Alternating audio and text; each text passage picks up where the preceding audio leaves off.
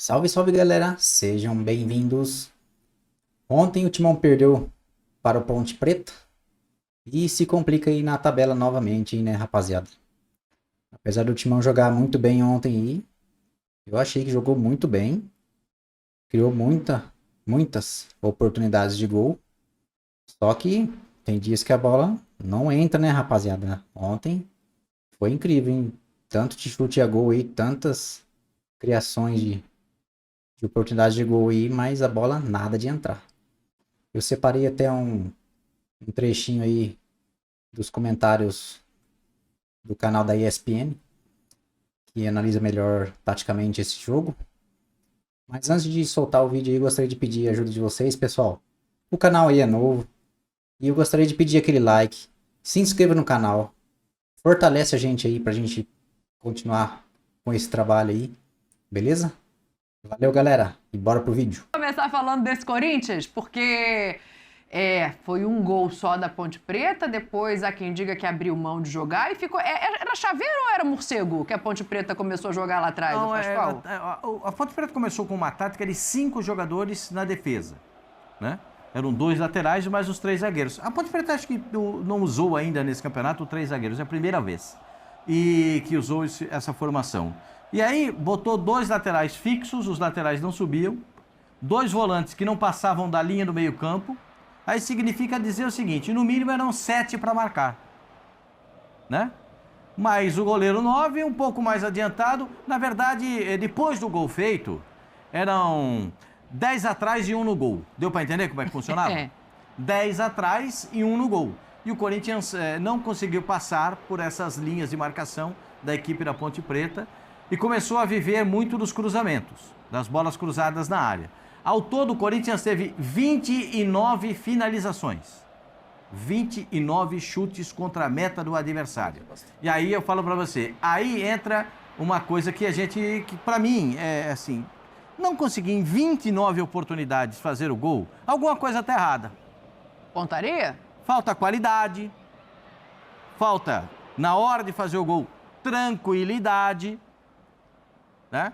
Porque tem umas cabeçadas que passam tão perto, tem uma do Yuri Alberto que ela passa tão perto do gol, que a gente vê a bola entrando. Ah, essa bola aí, ó. Essa bola não era para entrar? Então, tem uma cabeçada do Félix Torres, que ela passa tão perto do gol que você fala, essa bola não era para entrar?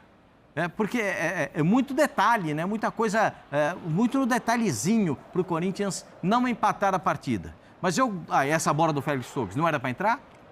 Então, e ainda tem agora, ó. Essa essa aí, na verdade, tentou tirar o goleiro... A trave. Essa é a que vai na trave, não é? Essa é a última bola Essa é a última bola do jogo, que vai na trave. E o goleiro pegou tudo. Assim, o goleiro pegou bem, o Pedro Rocha, goleiro da Ponte Preta. Pedro Rocha é nome de craque, hein? Nossa, Pedro Virgílio Rocha. Ele, Verdugo, meia que jogou no São Paulo, jogou no Palmeiras, na seleção do Uruguai. Um dos maiores jogadores que eu vi jogar. Pedro Rocha. Acho que o Zinho lembra. O Silas é meu técnico. No a minha memória Portugal. recente me levou para outro lugar. Chamava Pedro Virgílio Rocha, um dos talentos enormes do futebol. Outro Pedro Rocha. Outro Pedro Rocha. Tem também. Lembrando do que aconteceu no jogo, quero dizer o seguinte: o Cássio a torcida do Corinthians está um pouco com uma birra do Cássio. E eu não vejo motivo para isso. Só pergunto para o torcedor do Corinthians: quem é que ganhou mais do que o Cássio jogando no Corinthians? Nenhum. Ele tem história, ele tem passado. E nesse passado e nessa história, vocês conseguem lembrar que ele, início de temporada, leva um pouco mais de tempo para entrar em forma do que os outros, pelo tamanho dele, pela estrutura muscular, pela estrutura óssea dele, que ele é um gigantão. Leva um pouco mais de tempo para entrar em forma. E ele é goleiro, precisa de mais reflexo, de mais condicionamento. Tudo isso tem que ser levado em consideração. Tudo isso. O Cássio já voltou muito antes, em outras temporadas, porque ele queria estar já a pico de entrar no gol do Corinthians com possibilidades. O Cássio é um baita goleiro. É um enorme goleiro, é um gigante goleiro.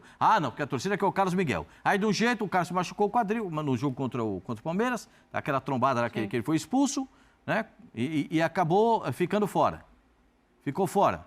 Agora, Se é o Cássio que rebate essa bola para frente, do jeito que o Carlos Miguel rebateu, hoje aqui ia estar Nossa, tinha uns 4, 5 hoje aqui, numa corneta, que era um negócio de louco. Os caras já tinham me ligado, já tinham protestado. Hoje ia ter... Aqui, não, olha, era questão de boletim de ocorrência. De tanto problema que ia ter. Mas foi o Carlos Miguel. Foi o Carlos Miguel. A torcida também não falou nada, hein? A torcida não falou nada. E só para encerrar. Achei bonito o gesto da torcida do Corinthians de aplaudir o time, aplaudir o esforço do time do Corinthians. Porque o Corinthians foi esforçado. E essa é a mínima cobrança que o torcedor do Corinthians faz, é que o time tem que ter alma, tem que ter coração. E eu ouvi exatamente isso de um torcedor do Corinthians hoje, aqui na redação. Que o Corinthians perdeu o jogo, mas a torcida sentiu que não faltou entrega, sentiu que não faltou vontade, Silas. O que faltou, então, né? Claro que há que se aplaudir, há que se olhar a entrega também, mas você e o Zinho estiveram em campo. O que faltou? Foi falta de sorte, bola na trave, o goleiro pegou? Foi falta de diferentes jogadas? Foi muito cruzamento na área, muito cruzamento errado também? O que está faltando para o Corinthians? Porque qual a diferença do Flamengo hoje para os outros clubes? O gol que o Everton Cebolinha faz, nos toques de calcanhar, quando você não está ainda 100% fisicamente, o que aparece é a técnica diferenciada. Então, os times que têm os jogadores com a técnica diferenciada, o pouco que o Lucas Moura entra no jogo contra o Guarani já muda. O caso do Corinthians também, só que o Corinthians tem um detalhe, mudou a chave da briga. O Corinthians voltou a brigar dentro do campo, o Corinthians é valente dentro do campo, todo mundo se doando. Agora, ainda não tem o entrosamento, por mais que andou ganhando jogos importantes, não tem o entrosamento que se precisa. Esse menino Wesley, para mim, é muito bom jogador. Esse aí, para mim, sobressaiu demais. E achei que o Gustavo, ele não gosta que chama de mosquito, né? Mas o Gustavo, eu acho que demorou para entrar. Porque ele é o outro lado que vai para o mano a mano, que desequilibra, tal. Entrou o Pedro Henrique. Romero não teve bem, entrou o Pedro Henrique, que também tentou. Mas você falou uma coisa muito certa, a Ponte Preta faz um gol cedo e se fecha ainda mais do que se fecharia se estivesse empatando o jogo. Então, assim, um jogo na própria casa do Corinthians, que o Corinthians brigou, batalhou, o Yuri Alberto, todo mundo achou que ele não voltaria por conta da joelhada do Murilo Cerqueira, mas jogou, brigou novamente. Agora, a situação é delicada por conta da tabela. Então, está muito distante. Não depende só de si. Depende muito, depende de São Paulo, depende do fora no meio de semana. De Mirassol também, né? Depende do Inter de Limeira e São Paulo. Se a Inter de Limeira ganhar do São Paulo, o jogo é lá em Brasília, né? Sim. Se a Inter de Limeira ganhar do São Paulo, vai complicar a vida do São Paulo e tira o Corinthians do campeonato. Sim. Já tira oficialmente? Oficialmente tira o Corinthians, porque é só fazer uma conta. O Corinthians não terá... Daqui a pouco a gente faz essa conta, para olhar a tabela com calma. Faz a conta. Sim, só quero ouvir o Zinho sobre a partidazinho, que também quero a tua impressão, o que você achou que faltou para chegar à vitória. Assim, a primeira derrota do Antônio Oliveira, Pascoal, né? Tá acelerado. O Pascoal já entrou aqui na quinta marcha, meu filho. Tá pensando o quê? Ô, Zinho, já trabalhamos junto ontem, já tô ligado, hein, Zinho? Tá ligadão. Tomou aquele whey também, Pascoal? Não, aqui é só água. Aqui é só águazinho. Aqui é o natural, é água. Ô, Dani, muito boa noite pra você, pro Silas e pro Pascoal e pro fã de esporte. É engraçado, né? Vamos exaltar a Ponte Preta. O Corinthians não fez por merecer. 26 finalizações e não teve a competência de botar a bola pra dentro. Então vamos exaltar a Ponte Preta, que se defendeu bem, tá no futebol, tá também nas possibilidades, um time com menos qualidade, menos investimento, que vai jogar na casa do adversário, que vem um pouco empolgado, sabe por quê? Porque empatou com o Palmeiras. E todo mundo ficou exaltando o empate do Corinthians. Uau, o Corinthians foi buscar o empate, que isso? Olha que raça, que disposição, que... Eu só vi elogios pro Corinthians no empate contra o Palmeiras. E o Palmeiras dominou o jogo, e o Palmeiras teve as melhores chances, e o Palmeiras finalizou mais, o Palmeiras teve mais posse de bola, o Palmeiras teve a chance de ganhar demais, estava 2-0, podia ser mais, e todo mundo exaltou o empate do Corinthians. Então eu vou exaltar o empate da Ponte Preta, que foi guerreira e conseguiu um resultado espetacular para conseguiu a vitória, né? Na Neoquímica e que colocou ela numa situação maravilhosa de classificação e deixou o Corinthians muito, mas muito complicado para conseguir uma classificação. Mérito da Ponte Preta. Eu acho que é uma boa maneira de olhar também, né? Eu só fico pensando no modelo de jogo. Eu entendo o que o Tetra tá falando. Obviamente, o Palmeiras foi superior. E acho que até por isso se enalteceu o Corinthians naquele momento. Porque pelo desenho do jogo, o que se imaginava, chegando ali no final do segundo tempo, era uma derrota do Corinthians. Quando o empate vem com 2 a menos no finalzinho, isso tem um valor, tem um peso. E aí, pensando no jogo de ontem, no que a gente está vendo aqui, não, com certeza, você está correto. É porque o enaltecer é pela circunstância, né? Ganhou. Exato. 55 acertou 12. Criou 10 chances. Ó, 55 para 12 certos, né? O Raul nem tava lá, hein? É. Se você tem um gigante lá pra... né? Nem tava lá. Porque é o seguinte, ó, o jogo é assim. Eu até queria fazer uma menção honrosa para esse menino que está atrás de você aí.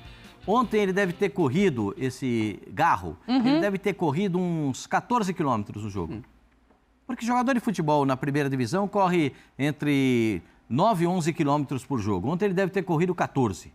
Porque o que ele correu ontem, o que ele quis a bola, o que ele se movimentou, parabéns. O Garro tem demonstrado até para a torcida do Corinthians que ele a expectativa da torcida do Corinthians está sendo superada pelo que o Garro está fazendo. Porque o Garro não tinha toda essa vibração jogando no futebol da Argentina. Agora no Corinthians ele sentiu que no Corinthians precisa ser assim, né?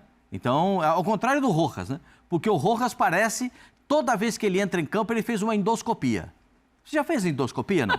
Não. Toda vez que ele entra em campo, parece que ele fez uma endoscopia. Porque quando você faz endoscopia, você toma uma anestesia, você fica meio que suave. Não é? Eu nunca fiz endoscopia. Então, o cara já me contaram. Então, assim, você vai fazer endoscopia, aí você fica meio que assim, meio que levinho, entendeu? Meio que isso. É o Rojas quando entra no time do Corinthians, entendeu? Agora, o Garro não. Ele está sempre ligado no 220, ele está sempre querendo. Quero fazer uma menção honrosa para ele, pela atividade dele dentro de campo. Foi um jogador espetacular. Agora, eu vou dar razão pro Zinho numa coisa. E mentira. Não, vou dar razão. Porque é o seguinte... Segunda-feira, 6 horas e 19 minutos. Muito obrigado. Eu agradeço a todos vocês. O que acontece é o seguinte... Fala de novo aí que eu vou filmar. Fala de novo que eu vou filmar. Mas não precisa filmar, já está gravado, Zinho. Já está isso aí, você não precisa gravar, não. Ô, Zinho, deixa eu explicar para você. Eu vou filmar no meu celular. Ô, Zinho, fala aí que eu tô aqui pro meu telão. Você trabalha na televisão, Zinho, você não precisa filmar, já está gravado isso aí. Deixa eu explicar para você. Não, eu vou botar aqui no meu celular, pô. Quero dar razão. Agora, então, presta atenção. Quero dar razão pro Zinho numa coisa. A gente já viu o Corinthians ganhar um jogo do Palmeiras, no campo do Palmeiras, no Allianz Parque, jogando todo atrás. Deu um chute no gol, fez 1-0 e jogou tudo na retranca. E o pessoal achou uma maravilha. Achou uma maravilha. É isso aí. A Ponte Preta fez exatamente o que o Corinthians fez contra o Palmeiras naquele jogo da Neoquímica Arena. Sim. Foi aquele lateral esquerdo que está agora no América Mineiro. Do Avelar. O Avelar que fez o gol, inclusive. O nosso produtor vai lembrar. Já foi aqui, ó. Você acha que eu que lembrei? A memória que eu tenho. É ruim. O Corinthians jogou 89 minutos dentro da grande área. E era bico para cima e bico para o lado. E os caras acharam uma maravilha. Foi até o dia que passou um avião com uma faixa ali, dizendo que o Palmeiras não tinha Mundial. Se vocês estão lembrados desse jogo.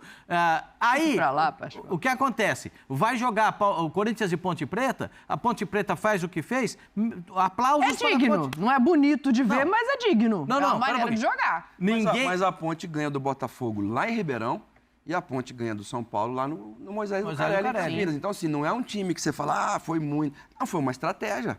E não é proibido jogar assim. Não. Não é proibido.